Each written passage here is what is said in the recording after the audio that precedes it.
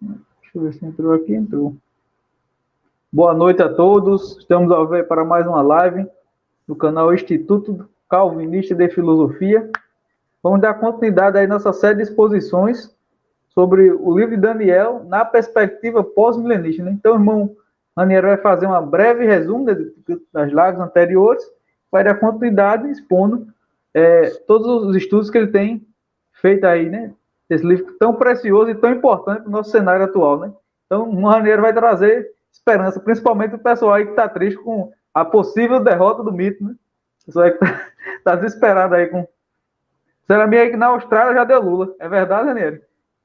É o contexto político de eleição, né? Nós estamos a um dia após a eleição do primeiro turno do ano 2022 e existe essa preocupação mesmo, mas esse não vai ser nosso assunto central, mas podemos pincelar rapidamente. Como o irmão Marcel falou, só fazendo um resumo breve aqui, o resumo breve que eu posso fazer de forma bem resumida, de forma bem rápida, é que aqueles amigos de Daniel, o contexto daquele primeiro exílio babilônico do povo judeu do ano 530, mais ou menos, 536, mais ou menos, aquelas pessoas, inicialmente, que foram retiradas de suas terras, elas não tinham recursos financeiros, elas não tinham a conexão política, vamos chamar assim, dentro do cenário na Babilônia, como judeus, eles não tinham, estavam isolados, né? Eles estavam mais preocupados com a sobrevivência do que em superar um outro grupo, ou superar politicamente ou socialmente qualquer sociedade. Eles estavam num ambiente muito atrativo com relação à reeducação, porque se vocês lembram o capítulo 1 de Daniel, existia aquela parte lá de oferecerem uma vida palaciana aos amigos de Daniel e também os banquetes do rei, né? Participar dos banquetes do rei. Eles foram separados de suas famílias, então, estrategicamente, culturalmente, eles foram separados de suas famílias, eles ofereceram a eles um ambiente de reeducação e isolaram esses jovens. Aí nós temos o capítulo 1, que diz bastante sobre isso, e hoje a gente vai entrar no contexto histórico, certo?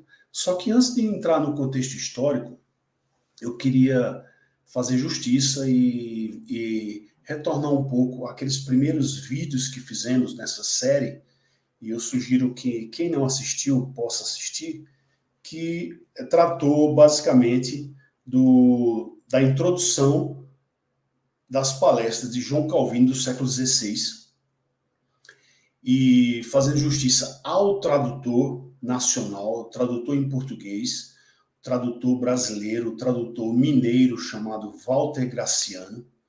O Walter Graciano, no ano de 2000, aproximadamente, na verdade, ele fez o prefácio, né, do livro de Calvino no ano 2000, e essa tradução deve ter começado no final dos anos 90.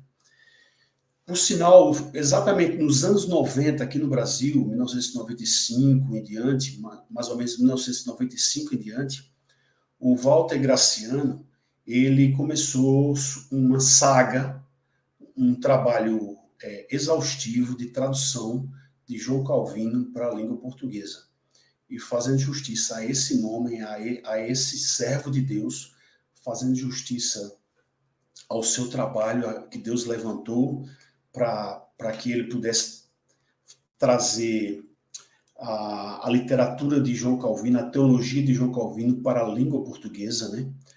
Tanto que se brinca que coube a esse servo chamado Walter Graciano a fazer com que João Calvino falasse em português e fazendo justiça, né? Como ressaltando esse comentário, que praticamente 65 ou 70 obras de João Calvino foram traduzidas por Walter Graciano. E esse tradutor, Walter Graciano, ele já tem aproximadamente 200 obras traduzidas de teologia para o Brasil. De memória que me vem agora, posso lembrar de Roger, aquele catatal, aquele calhamaço de mais de 1000 páginas, de Roger, a teologia sistemática, e também Turretin. E tudo são obras pesadíssimas, obras antigas, o inglês arcaico. No caso do Roger, tem até muitas citações em latim, né? Então, assim, esse trabalho é um trabalho precioso e deve ser relembrado, deve ser agradecido, né? Nós devemos ser agradecidos por esse trabalho que foi realizado na igreja em solo brasileiro, por esse servo, um homem simples, Walter Graciano, e fazendo aqui essa ressalva, porque os 3 primeiros vídeos que fizemos, muito que foi lido, muito que foi estudado, foi exatamente a leitura feita pela tradução do Walter Graciano. Então, aqui eu deixo esse agradecimento em público e esse reconhecimento, esse pequeno reconhecimento, que não temos como agradecer de forma justa a esse trabalho extraordinário de um tradutor brasileiro. E voltando ao estudo sobre Daniel, seguindo aquele roteiro de Gardemar, o Gardemar, ele, quando começa a destrinchar o contexto histórico de Daniel, nós tivemos a oportunidade de ler o capítulo 1 completo de Daniel nos vídeos anteriores, e aqui eu quero abrir um parênteses para o contexto histórico. O contexto histórico, inicialmente, nós temos, nesse período do livro, né, de Daniel, nós temos que entender que há todo um contexto que envolve inimigos geográficos, inimigos fronteiriços, né, as divisões das tribos. Então, a primeira observação é que havia uma divisão das tribos do norte, que é a norte de Israel, sob Jeroboão I, e as tribos do sul de Israel, Judá e Benjamim, sob Roboão. Esse contexto macro, ele vai até a faixa de 900 a.C., né? E temos também, próximo a esse período, né, de cativeiro, não tão próximo, mas um contexto menor do que esse do ano 900, nós temos que o Reino do Norte, Deus traz um juízo sobre o Reino do Norte, por volta de 700, ou exatamente 722 a.C., ele traz um juízo sobre o seu povo. Isso é uma característica, né, da Bíblia, do Antigo Testamento, de Deus trazer em certas situações, em certos ciclos, ele traz juízo sobre o seu povo, principalmente quando o seu povo se desvia da palavra, se desvia da adoração, se desvia do culto ao único Deus. Geralmente, no Antigo Testamento, temos esses relatos de juízo.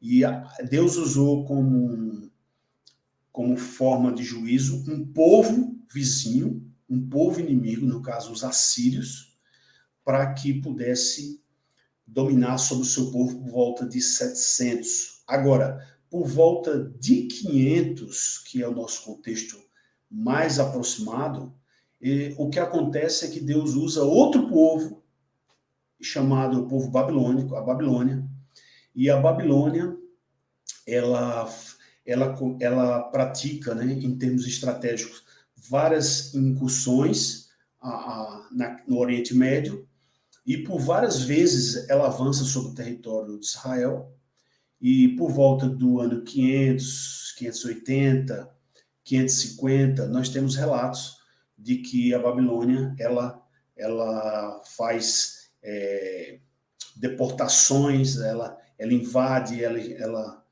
torna cativo aquele povo. Então nós temos nesse contexto de Daniel um povo cativo pelo reino babilônico, que isso fique bem claro. Porque na Bíblia nós temos contextos também de juízo do povo assírio e de outros povos também, no caso o Egito, né, que aconteceu aquele período que Israel permaneceu 400 anos sobre os egípcios, sobre o Império Egípcio, nós temos também, no Antigo Testamento, os reinos assírios e os reinos babilônicos. E o contexto de Daniel é exatamente o reino babilônico. Sobre Daniel, não sabemos muito sobre Daniel, mas o pouco que sabemos é colocado no próprio livro, né? Então, nós temos relatos no próprio livro com o seu nome escrito no próprio livro. Então, nós podemos afirmar que aquele personagem relatado é o próprio Daniel, né? Então, um pouco de Daniel, para quem não conhece. Para quem conhece, aí vocês podem voltar para os vídeos anteriores, ou vocês aguardam os outros vídeos, que nós vamos adentrar as passagens bíblicas. Mas um pouco sobre Daniel. Daniel foi considerado um exemplo de justiça. Biblicamente, Daniel foi considerado um homem justo, assim como Noé e assim como Jó. A Bíblia não chama muitas pessoas, muitos personagens de justo, né?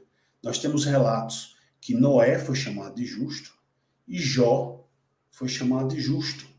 Ezequiel capítulo 14, não preciso abrir o texto agora, é muito fácil de gravar, Ezequiel 14, Daniel é comparado a Noé e Jó como uma pessoa justa, né? E contemporâneo, Ezequiel. E outro relato sobre Daniel, no capítulo 1, verso 3, nós temos que Daniel pertencia a uma família nobre. Então, vamos abrir aqui capítulo 1, verso 3. Em Daniel, capítulo 1, verso 3, nós temos o seguinte relato.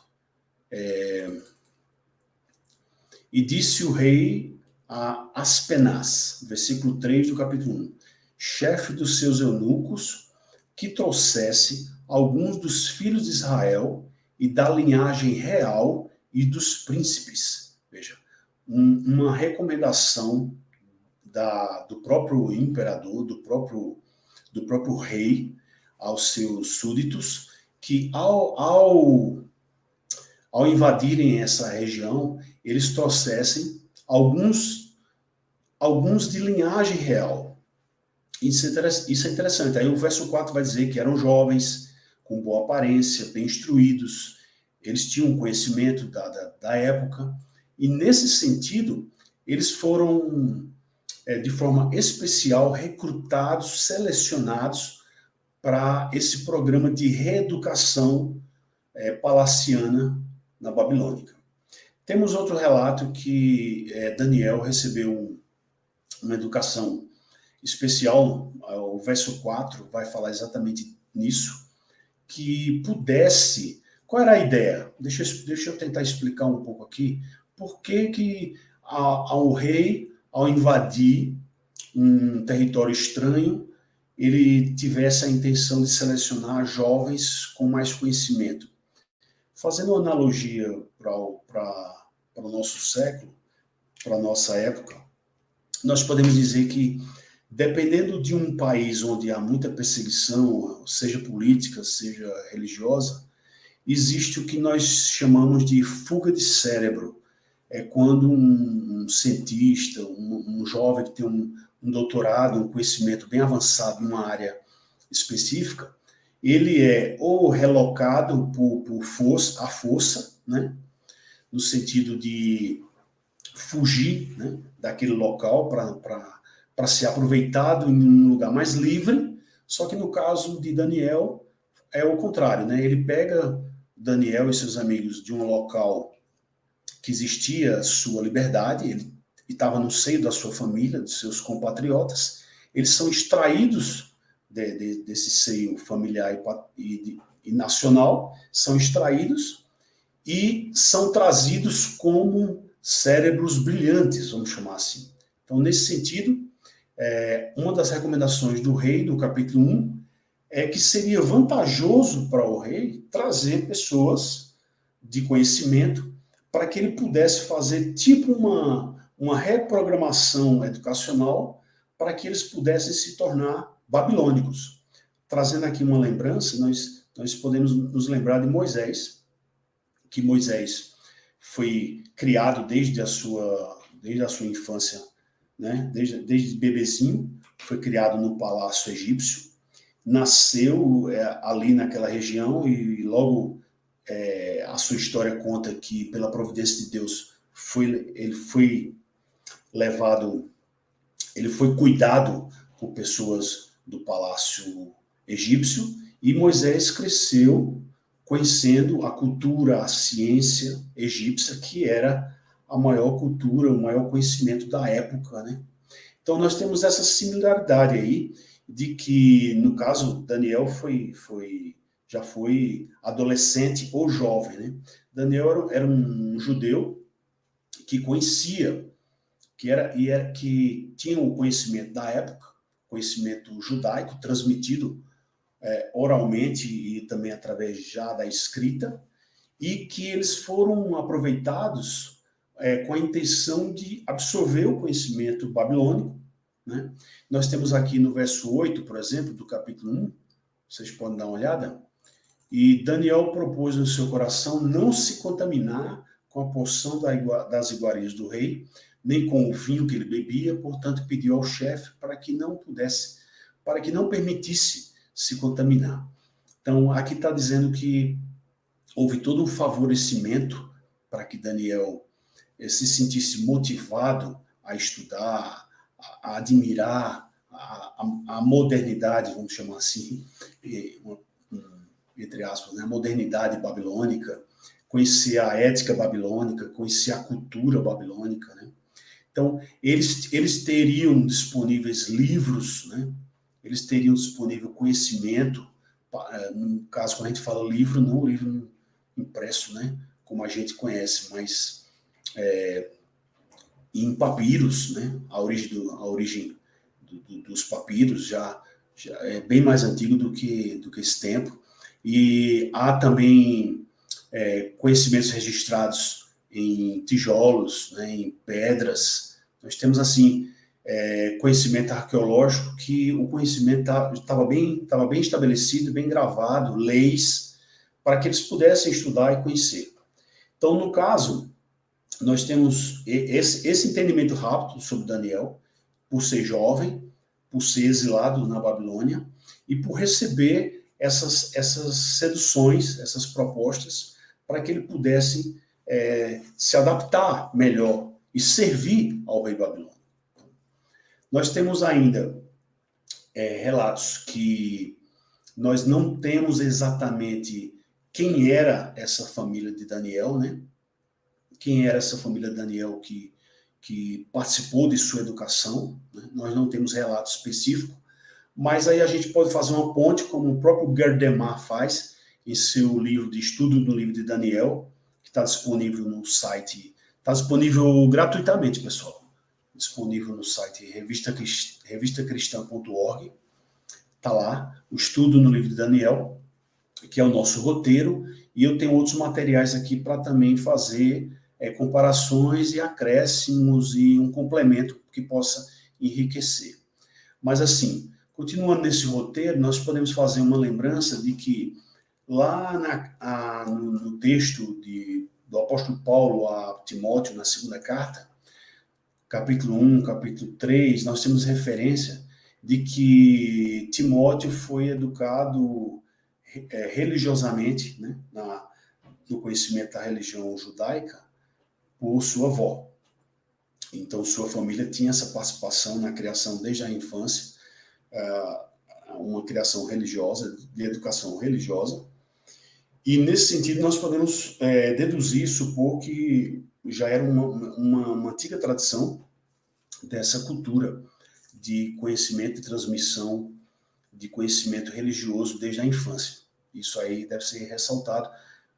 Muito provavelmente, Daniel, um grande conhecedor dos profetas, um grande conhecedor, ele mesmo sendo um próprio profeta levantado por Deus, né? Um grande conhecedor da palavra de Deus, né? Então, assim, continuando sobre esse contexto de educação, né? uma palavra precisa ser dita sobre a educação pública. É assim, fazendo uma comparação, o Gardner cita que existia essa ideia, né, no governo babilônico sobre controlar, dirigir, né, a educação desses jovens, né, trazendo certas seduções para que eles pudessem ter essa educação. E aí, fazendo uma ponte com os dias de hoje, a gente poderia dizer que isso era um tipo de educação pública. Era um tipo de educação pública, não como a gente conhece hoje, mas uma educação que pudesse atingir mais pessoas, principalmente da elite babilônica, né? Nós não temos exatamente o contexto histórico sobre como seria essa parte de educação para a população maior, população mais inferior na Babilônia nesse tempo de 500 a.C. Mas aqui no capítulo 1 nós temos nós podemos deduzir que essa educação era controlada, tanto que o rei ele especifica que se busque jovens com conhecimento, né? Então era algo direcionado. E a gente lembrando do ensino religioso, né, que no caso, lembrando de Timóteo, a própria família participava, dirigia e controlava a educação de seus jovens. E também temos, por exemplo, o relato do próprio Jesus Cristo, que na sua infância ele já debatia teologia no templo, com seus 12 anos aproximadamente. Então, assim, a cultura judaica sempre foi muito forte nesse sentido de trazer uma educação religiosa para suas crianças. Isso há vários vestígios, há vários relatos sobre isso. Daniel e seus amigos foram obrigados a participar, vamos chamar assim, desse sistema educacional, né, palaciano, do rei babilônico, e que algo aconteceu totalmente diferente do que ele conhecia em sua terra natal, a terra de Israel. Então, eles provavelmente eram adolescentes, né, e eles estavam bem adiantados como adolescentes em termos de conhecimento, porque eles foram escolhidos e foram levados para a Babilônia. A primeira parte do livro, Daniel fala na terceira pessoa, e isso levanta a hipótese, a possibilidade de que existia um copista, ou seja, alguém, um secretário, alguém para que pudesse compilar, para que pudesse escrever, né, e pudesse relatar os escritos de Daniel, porque há momentos que muda a fala, né, e no caso uma terceira pessoa, e aí fica parecendo que não foi mais Daniel que escreveu. Então nós temos essas variações no livro, né? Isso não é incomum, tá? Isso é uma observação importante, porque o próprio apóstolo Paulo usou o copista, né? Usou o escriba, vamos chamar assim, e temos relatos em Gálatas 6, Romanos 16, 1 Coríntios 16, Colossenses 4, 2 Tessalonicenses 3, que há relatos, né, e que não é incomum um apóstolo, no caso o apóstolo Paulo, ou um profeta, usar um copista. Daniel era um oficial do reino, isso é relatado no desenvolvimento dos capítulos, oficial do reino babilônico, e provavelmente, né, Daniel tinha funcionários, e Daniel muito provavelmente tinha funcionários babilônicos. Isso é muito interessante, né? Quando Deus, pela sua providência, protege o seu servo, protege o seu profeta.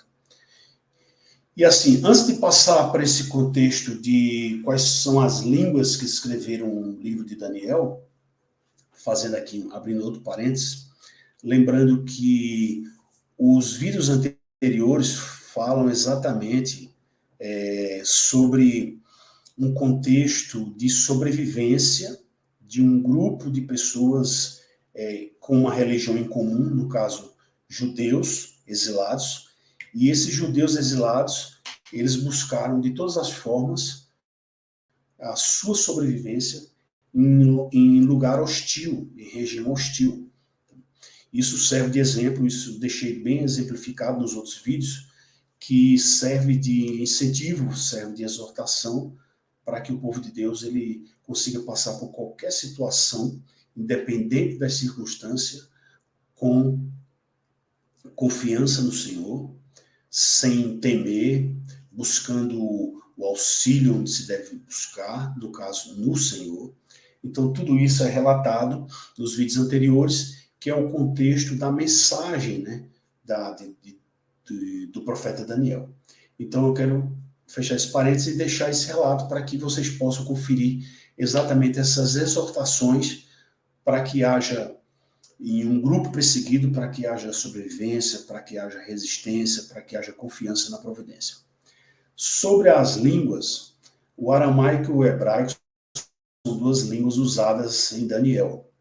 O hebraico é usado em Daniel, capítulo 1, verso 1, até capítulo 2, verso 4. O hebraico é usado nos 2 primeiros capítulos. E de 8 a 12,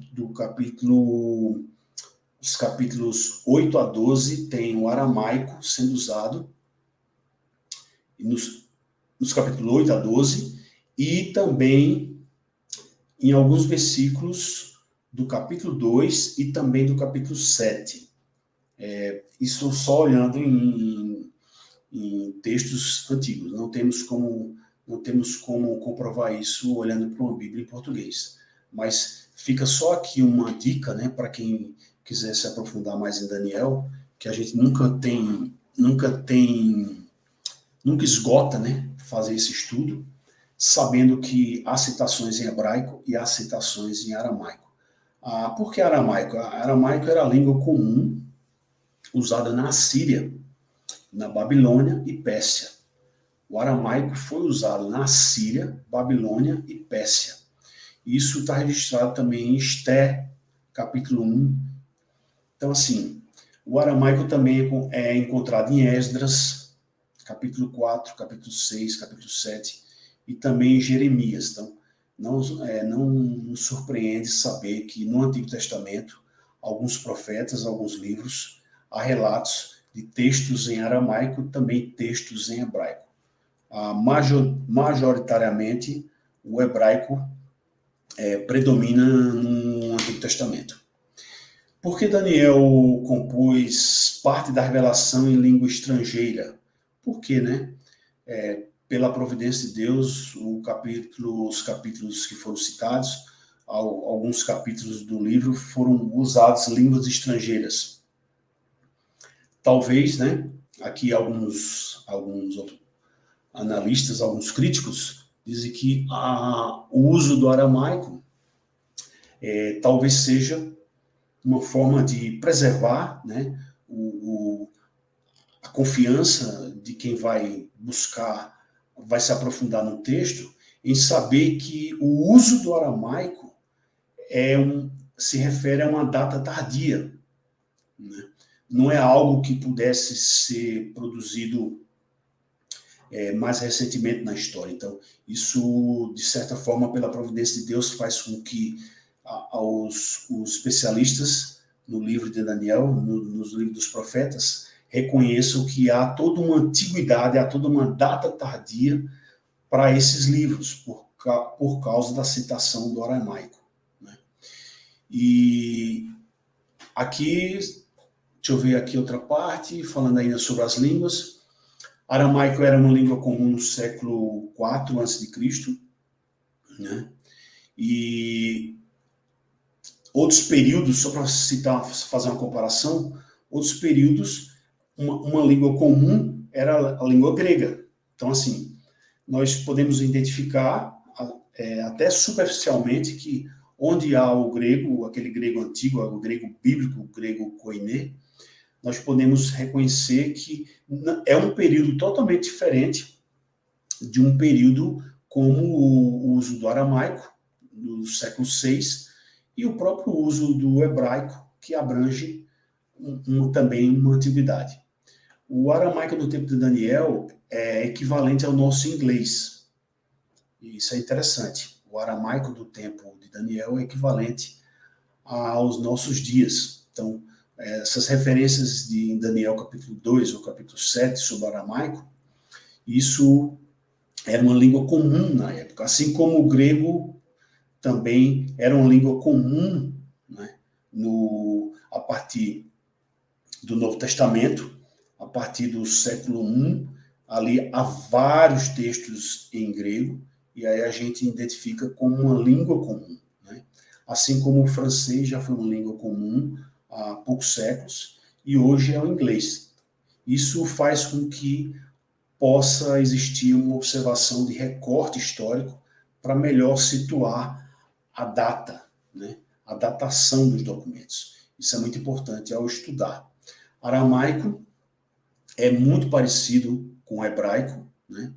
Assim como nós temos no português similaridade com as línguas como o italiano, como o português, nós conseguimos entender algumas palavras, né? Se parece, já é diferente do alemão, já é diferente de outras línguas que a gente estranha totalmente, né? É muito mais fácil você entender um espanhol, isso não estou dizendo que é fácil, mas é muito mais fácil você entender uma pessoa tentando falar espanhol ou italiano do que uma pessoa que vai falar em russo ou em alemão. Então, assim, fica essa dica, né? Que essa língua aramaica no tempo de Daniel era como se fosse o inglês. A mensagem de Daniel não foi apenas para o povo judeu, isso é importante. Talvez uma característica de ter esses textos mais, né, mais universais de sua época, talvez demonstrando que não foi escrito apenas para o povo judeu, mas também para as nações. Isso é muito importante. Então, vamos dar seguimento ao guia sobre data. Existe uma escola de interpretação, principalmente os liberais, que negam a inspiração divina das Escrituras, que tentam colocar a data de Daniel em torno do tempo de 170 a 160, ou melhor, 174 a 164 a.C. Interessante que esse período, essa janela, né, temporal de 170 a 160 a.C. é bem diferente do que nós estamos afirmando que Daniel foi escrito por volta de 530. Nós podemos criar uma faixa entre 500 e 600 a.C., está bem distante de 170 a 200, está bem distante. Mas por que alguns dizem que Daniel não foi escrito nessa faixa de 500, mas sim na faixa de 170? Por que isso? Porque nesse período de 170 a 160 a.C., é um período que envolve o tempo de um personagem chamado Antíoco Epifânio. E esse personagem Antíoco Epifânio, ele é relatado como alguém, né, um personagem terrível relatado pelos judeus como um inimigo de Deus que cometeu atos de abominação. Então, nesse caso do Antíoco Epifânio, os liberais dizem que Daniel foi escrito nesse tempo e não antes, porque Daniel está se referindo exatamente ao que aconteceu nesse período. Então, é como se Daniel tivesse visto, como se ele fosse um jornalista, no ano 170, isso para os liberais. Como se Daniel fosse um jornalista que tivesse visto aquela época, e ele relatou, e alguns colocam a data retroativa para que se confirme a profecia. Mas isso é um argumento liberal para quem rejeita a inspiração das Escrituras. Então, eles partem, né, o próprio estudo diz que esses liberais vão partir de premissas naturalistas, vão partir de premissas sofisticadas, né, sofistas, no sentido de que, para descaracterizar de que, de fato, Daniel recebeu uma revelação, Daniel recebeu uma profecia. E nós temos que afirmar isso. Pela suficiência, pela inspiração das Escrituras, nós devemos afirmar que Daniel recebeu revelação e profecia num tempo bem anterior, visualizando um tempo futuro para ele. Para nós já é passado, né? Mas para quem estava na faixa do ano 500 e profetizou algo que aconteceu na faixa de 170 a.C., para ele era futuro, para nós hoje é passado. Então, nós temos que entender que nesse ponto de profecia, aí vocês podem conferir no PDF, se você quiser fazer um estudo melhor, que sobre profecias, o que caracteriza a profecia, né? A característica preditiva da profecia, e você tira a sua conclusão se aquilo que foi dito por revelação bem anterior, ele visualizando o futuro, ou se aconteceu num tempo como se ele fosse testemunha daquele tempo. Então, essas são as discussões que envolvem profecia. E aí acaba caindo em escolas de interpretações, de acusações, né? Porções proféticas que são retiradas de um contexto. Diz que um profeta, às vezes, ele retira um conhecimento de outro profeta e modifica a história. Isso é a argumentação que nós devemos rejeitar. Essa argumentação nós devemos rejeitar. O interessante é que nessas profecias de Daniel, nós vamos ver, com o passar do tempo, aos poucos, nós vamos ver que há profecias que são exatas e que são inconfundíveis. Uma das profecias mais importantes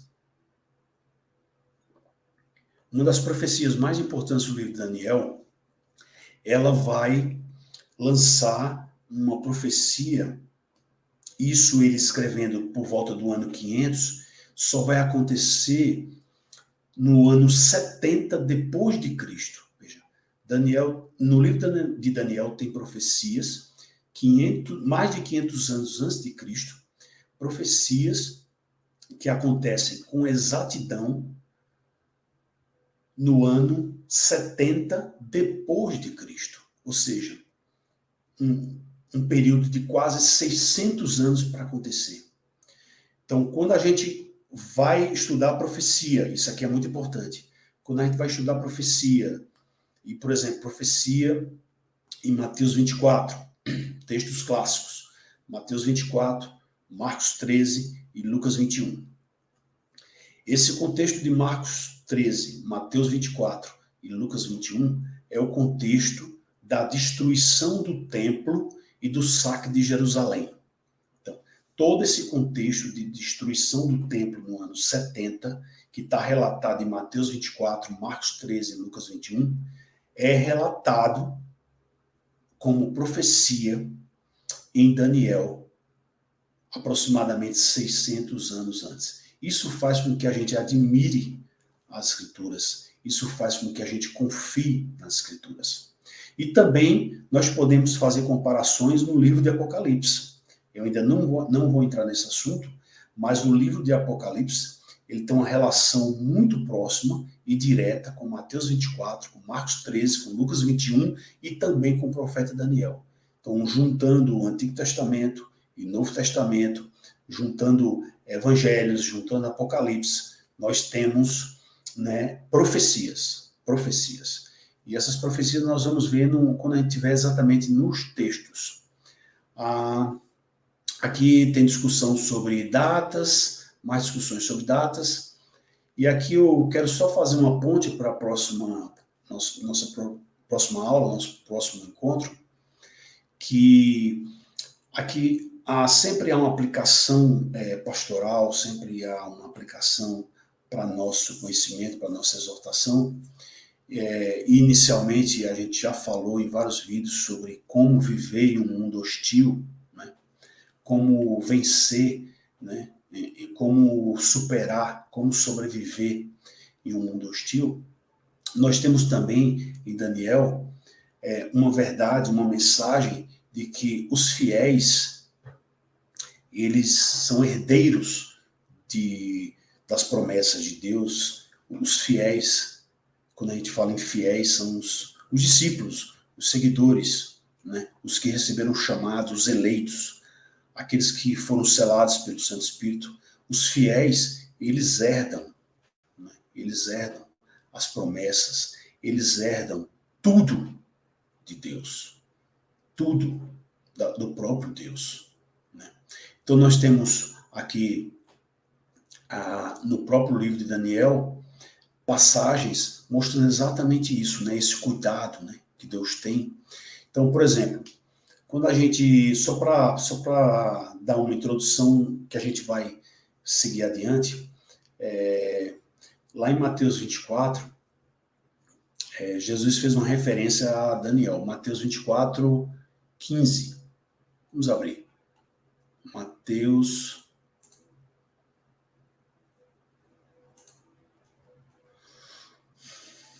Só um minuto. Mateus 24, 15.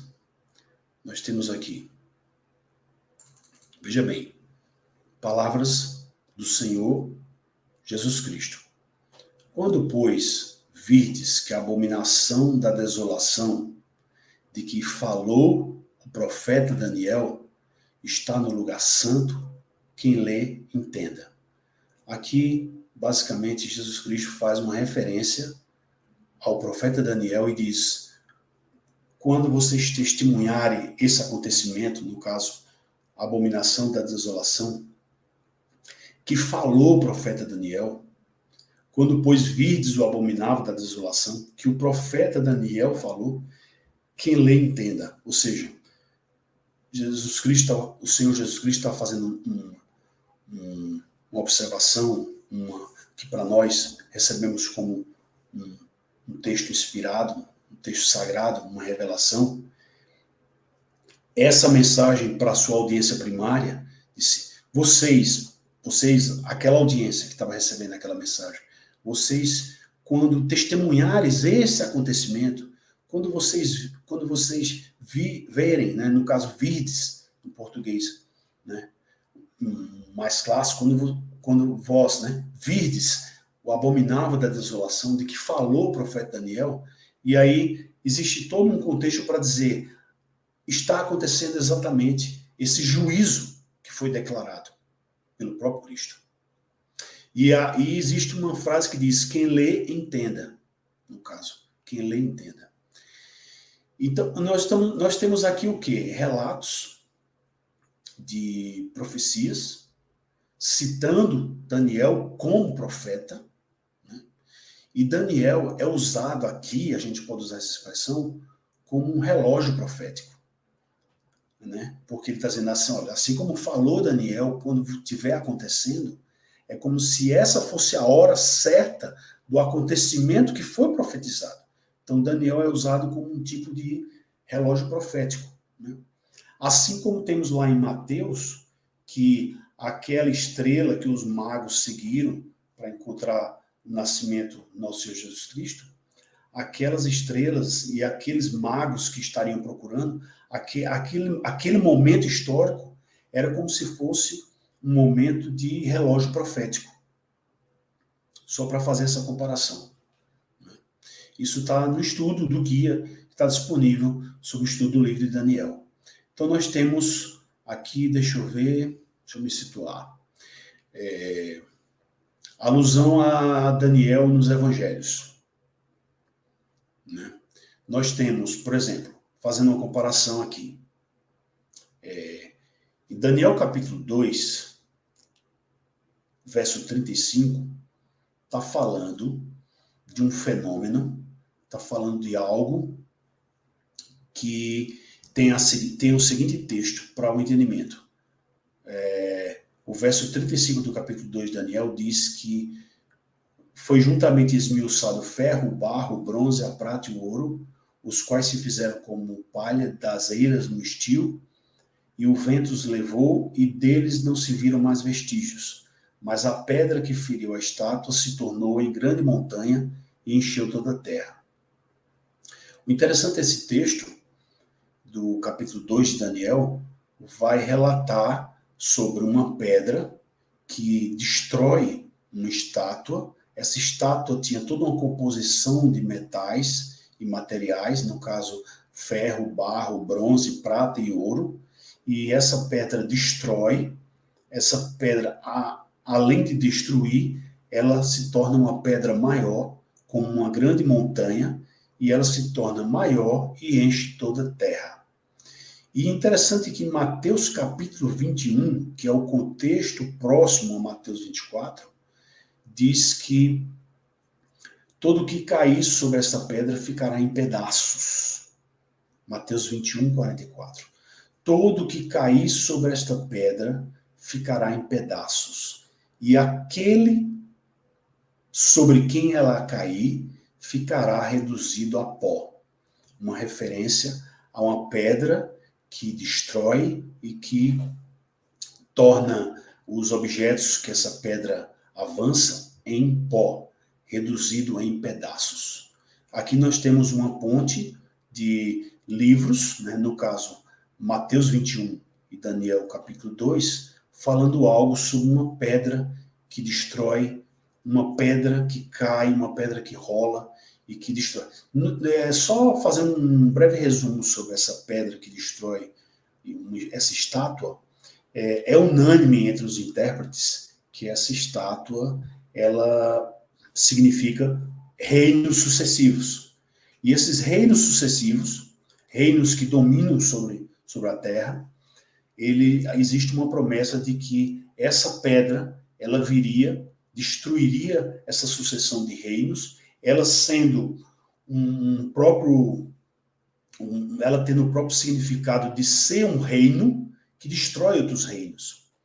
E nós temos essa convicção e essa promessa de que essa promessa pertence à igreja, essa promessa pertence àqueles que creem no Senhor Jesus Cristo, e o próprio Senhor Jesus Cristo também é chamado de a pedra, né, nesse sentido, e o seu reino também é similar a essa pedra, e o seu reino está caracterizado e tem essa promessa de destruir outros reinos. Isso é uma base muito importante do conhecimento para que a gente tenha a confiança de que esse reino, ele destrói no sentido de destruir outros reinos e no sentido mais completo do entendimento, reinos inimigos desse reino. E nós temos esse conhecimento de que Cristo colocará todos os seus inimigos debaixo dos seus pés, que ele destruirá todos os seus inimigos. Então nós temos que juntar essas peças e entender que quando há referências e profecias, ali em Daniel, há muitas referências, principalmente em Apocalipse, e também em Mateus 24, Marcos 13 e Lucas 21. Só para dar outro exemplo, depois a gente conclui e a gente vai começar a mostrar esses exemplos, né, que nós que recebemos essa herança, né, como diz o tópico, né, nós recebemos, nós herdamos, os fiéis herdam. Os fiéis herdam não só algumas promessas, mas tudo que vem do Senhor, em termos de promessa, pertence aos seus fiéis, pertence aos seus filhos, pertence àquele seu povo escolhido. Então nós temos aqui sobre a pedra, certo? A primeira referência e analogia entre Novo Testamento e, no caso, Evangelhos e profecia. E aqui mais uma para que a gente possa concluir por causa do horário. Então, em Daniel capítulo 7, verso 13, capítulo 7 de Daniel, nós vamos ler que existe uma palavra que se refere a visões de nuvens, visões de nuvens no céu, visões de nuvens no céu, e uma referência à palavra filho do homem, e também anciãos de dias, e aqui eu vou ler o verso 13 do capítulo 7. No caso, o profeta Daniel relatando. Eu estava olhando nas minhas visões da noite, e eis que vinha como as nuvens do céu, como o filho do homem, e dirigiu-se ao ancião de dias, e o fizeram chegar até ele. Interessante que essa passagem de Daniel capítulo 7, se referindo a nuvens do céu, o filho do homem, ancião de dias, em Mateus 24, verso 30, em Mateus 26, verso 64, em Marcos 13, 26, em Marcos 14, 62, e Lucas 21, 27, e também Lucas 22, 69, vai dizer: então aparecerá no céu o sinal do Filho do Homem, todos os povos da terra se lamentarão e verão o Filho do Homem vindo sobre as nuvens do céu com poder e muita glória. Essa referência em Mateus 24, verso 30, e também referências similares em Marcos 13 e Lucas 21, se refere a um sinal no céu, a palavra Filho do Homem. Filho do Homem é citado 2 vezes no mesmo versículo em Mateus 24, 30, e também se referindo que ele vinha sobre as nuvens do céu, com poder e glória. Aqui eu não quero entrar nas divergências escatológicas, de linhas escatológicas, futuristas ou preteristas, não quero entrar nisso agora, mas eu quero apenas que vocês percebam que em Mateus 24, tanto em Marcos 13 e Lucas 21, há muitas referências de linguagem que parece que foi extraída diretamente do livro de Daniel. Lembre-se que o livro de Daniel foi escrito aproximadamente 500 anos antes de Cristo, aproximadamente 600 anos distante da destruição de Jerusalém, dessas profecias sobre a destruição de Jerusalém. E nesse contexto da destruição de Jerusalém, está dizendo que haveria um sinal no céu do Filho do Homem vindo sobre as nuvens. Esse Filho do Homem vindo sobre as nuvens, há também referências no Antigo Testamento de que essas vindas e essa simbologia de nuvens e vindas também significam a vinda de algum juízo sobre um povo. No caso, Daniel capítulo 7, ele disse que viu, na visão da noite, que vinha em nuvens do céu o Filho do Homem, e aí ele usa outra expressão que não tem em Mateus 24, que é ancião de dias, mas ele fala no Filho do Homem e nas nuvens do céu. E Mateus quem diz isso? O próprio Cristo, e falando dessa profecia, que ela é direcionada para aquele juízo que aconteceu em Israel no ano 70, esse juízo que chegou, né? Esse juízo veio sobre aquela geração, e Mateus 24 fala muito esta geração. Então, é aquela geração, para nós é aquela geração, né? Para eles que estavam olhando para frente era esta geração imediata, ou essa própria geração. No caso, eles receberam esse juízo. Eu não quero aqui entrar em detalhes sobre se de fato foi uma aparição física ou não, ou se foi simplesmente uma vinda em juízo. Não quero entrar nisso agora, a gente ainda vai ter tempo de ver isso, mas o que eu posso resumir é que houve esse juízo derramado no ano 70, a maior prova é a destruição do templo e a destruição de Jerusalém no ano 70. Interessante que o próprio versículo vai dizer que aquela geração, aquele povo, naquela época, eles iriam se lamentar. Eles iriam passar por uma lamentação.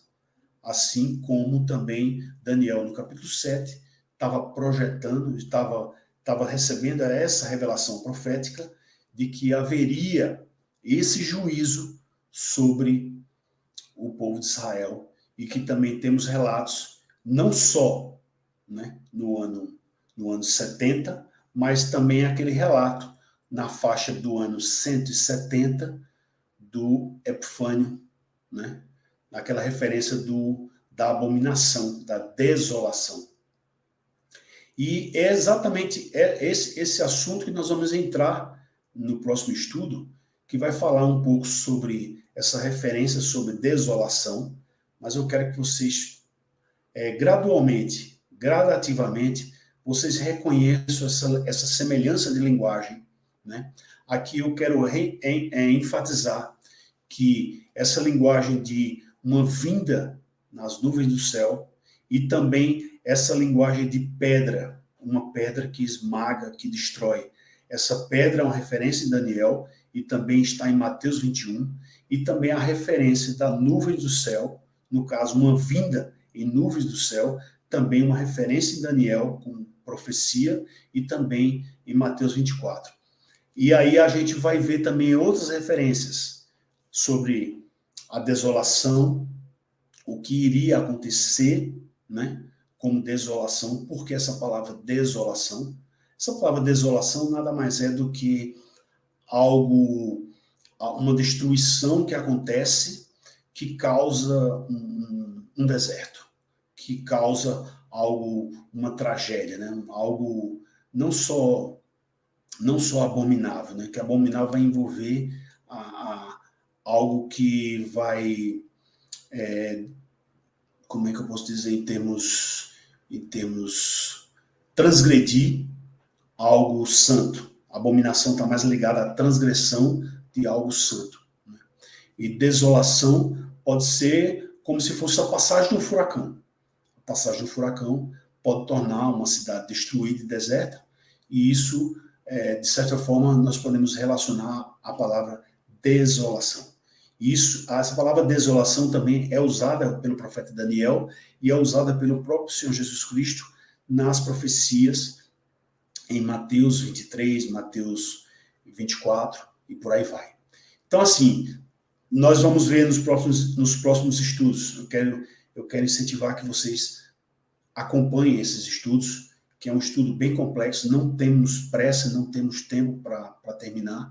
Quem tiver essa paciência de acompanhar, vai acompanhar por excelentes guias, né? Excelentes estudos, né? Eu estou seguindo aqui o estudo do Gerd Lemar, que é um estudo sobre o livro do profeta Daniel. Aí nós vamos ver sobre a diferença e as profecias sobre desolação, sobre abominação e sobre outros textos, certo? E também referências sobre Babilônia. Babilônia vai ter uma referência sobre Babilônia em Apocalipse. Veja como isso é interessante. Se Daniel viveu um cativeiro babilônico, o cativeiro babilônico imprimiu fortemente na memória judaica algo de destruição, algo de desolação, algo de abominação, como são os termos mais específicos do profeta Daniel. O próprio termo Babilônia vai surgir no Novo Testamento, em Apocalipse. E alguns futuristas vão colocar a Babilônia para o futuro, ou o que está acontecendo agora, ou algo que aconteceu relacionado a algum império antigo. Isso nós vamos ver nas abordagens interpretativas das profecias do profeta Daniel, ok? Então eu quero agradecer por hoje e eu quero incentivar que vocês acompanhem, porque nós estamos apenas começando, apesar dessa quantidade de vídeos, mas nós estamos caminhando em terreno seguro. Nós estamos passo a passo caminhando em terreno seguro. Nós temos aqui uma bibliografia muito boa para ser usada, né? Nós temos, como eu já fiz referência nos outros vídeos, materiais do Matheus Fonseca, que fez um apanhado muito bom histórico, né? E aí vocês façam suas comparações. Talvez você, ao acompanhar esses estudos, pela perspectiva preterista, pela perspectiva pós-milenista, talvez sirva para você fazer suas comparações dentro daquela sua escola de interpretação escatológica. Você vai ter que tirar suas conclusões. Então, você pode ter uma perspectiva mais futurista, mais tribulacionista, né? Ou você pode ter uma perspectiva que tem um pouco dos dois, que você queira entender o contexto histórico, principalmente em Mateus 24, né? E também entender o contexto histórico em Daniel, tentar entender o contexto histórico em Apocalipse, né? Quando João escreveu ali para aquelas comunidades, para aquelas igrejas. Então, assim, com certeza, ninguém sai perdendo ao estudar esses assuntos por por essas perspectivas um pouco diferentes. Mas essa perspectiva, ela caminha muito próximo da perspectiva histórica, e vamos tentar sempre fazer essas pontes entre Novo Testamento e Antigo Testamento, para que os termos que estão sendo usados nas profecias se encontrem, e se realmente faz sentido, se realmente há uma citação direta ou não. No caso, a gente viu que até o próprio Jesus Cristo, ele cita o profeta Daniel. Veja bem, se o próprio Jesus Cristo cita o profeta Daniel, isso é muito forte, é uma ligação muito segura. E esse é o nosso dever, estudar um pouco aqui nos evangelhos, estudar um pouco ali nas profecias, fazer uma ponte com o Apocalipse, e isso vai fazer com que a gente tenha esse caminho mais seguro ao estudar escatologia, tá certo? Então, eu encerro por hoje, 1h certinho. Agradeço a presença de todos. O homem está britânico. 1h em ponto, ele terminou. Então, agradeço mais uma vez a irmã Ranieri. Em breve a gente vai estar divulgando em redes sociais, né? As próximas datas. Peço até perdão o pessoal que está... Ultimamente não tenho feito cartaz, mas vou retornar, né? Recentemente eu tive uma correria danada resolvendo os problemas da casa onde eu vou morar, né? Mas estou quase me mudando já. Se Deus quiser, em breve eu me mudo. Muito bem. Estarei efetuando a mudança e vou ter mais tempo livre, né? Eu vou voltar a fazer o cartaz mensal, que é fundamental, né? E os individuais, né? Se Deus quiser. Mas Então, olha, esse novo irmão Ranieri, pode falar, Varão. eu até digo, irmão Maciel, que mesmo gravado, assim, alguns vão conseguir acompanhar ao vivo, mas o gravado, ele vai ficar aquela playlist, né? Playlist, vamos dizer assim, e que você vai ter condições de seguir ali uma introdução, o capítulo 1, o contexto histórico. No caso, a gente ainda não está entrando nos versículos e nos textos, mas a gente pretende entrar. Eu espero que a gente consiga, no Instituto Calvinista, Marcel, fazer o estudo mais completo. Talvez para alguns seja o estudo mais chato que exista, pelo tamanho do estudo, mas a gente pode garantir isso, que seja a sequência mais completa que exista em língua portuguesa. Porque a gente não está de brincadeira, a gente está usando aqui prefácios, introduções de João Calvino, Gerdemar, e temos outros tantos. E, por sinal, até mandei para você umas referências de livros que eu tive acesso agora recente, de profecias, né? Sobre Daniel, sobre esse período do Império Romano, no caso do século I, o período das cartas em Apocalipse. A gente vai ter ali, e quando a gente chegar principalmente nos textos que mais são populares, né, que as pessoas gostam mais, que vai falar sobre a besta, vai falar sobre outros assuntos que são mais empolgantes, a gente quando chegar nesse ponto, Marcel, sabe o que vai acontecer? A gente vai ter os pés mais firmados na história.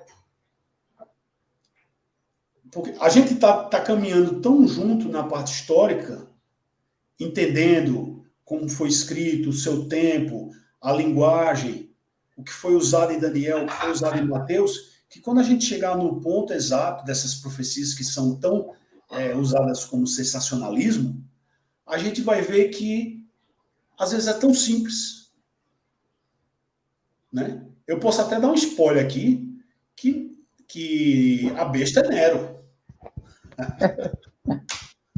Agora a gente vai ter que provar que é Nero. Por A mais B. E é briga. Mais... rinha, assim rinha escatológica. É assim mesmo. Estou para achar um negócio na teologia que não dê polêmica. É verdade. Escatologia... É por isso principalmente que escatologia. Escatologia, tudo é uma disputa, né? Mas eu agradeço a todo mundo que assistiu a gente até aqui, né? Agradeço a irmão Ranieri mais uma vez, né? Deus abençoe vocês, né? Até a próxima live aí. Se Deus quiser, essa série vai ser bem grande aí. Vai ser maior do que One Piece aí, para quem gosta de anime aí. Vai ser maior do que... É grande, viu? É o infinito e além. Como diria Buzz Lightyear. Mais de 1000. Fique com Deus, meu irmão. Até a próxima. Valeu, um abraço, viu? Boa noite.